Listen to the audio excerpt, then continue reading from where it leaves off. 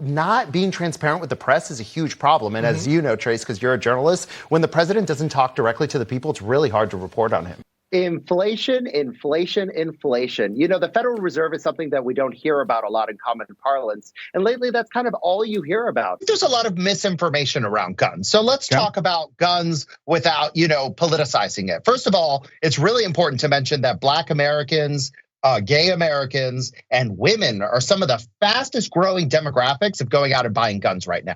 Right. And I believe that law-abiding citizens should have the right to buy a gun. Oh, I mean, Trace, we see polls all the time. And of course, this organization has fantastic polls, but a poll is a poll. A straw poll is not scientific, may I remind the viewers. Yeah. So, we're way out from the general election and a lot can happen between now and then.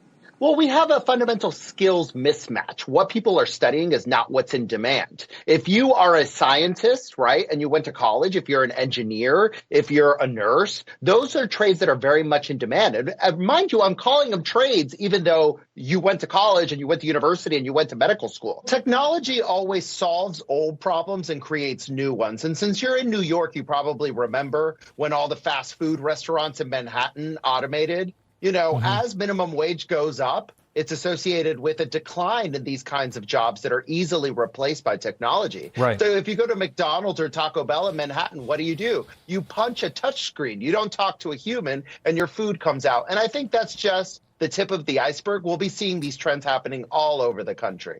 And I think what's happening with millennials is we have a lot of pressure on us. Think about it. It's hard to afford a home. Inflation's very high. Healthcare is expensive. We're in a lot of debt. So I really believe the economy's on our mind. You're supposed to save up for your own retirement. Unfortunately, it appears our parents' generation, the baby boomers, it's too late. Most baby boomers do not have enough money to retire today. We live in a new world where companies realize that when they speak about politics, it involves a great deal of political risk, and that translates into lost revenue, lost sales, and reputational damage. What Francis Suarez has done for Miami really has been a PR makeover and a really fundamental economic makeover. The Europeans are way ahead on privacy laws. As we saw recently in news, government is now starting to buy private data. So I think here in the United States, we definitely need some legislation around privacy, and Meta is no exception. And what we were really concerned about is Chinese and Russian interests, as well as other foreign interests buying this type of data. We really didn't think about domestic agencies, our own government, buying private market data about us and exploiting that to spy on us. I think it's time for Congress to act on this and to crack down on data privacy big time.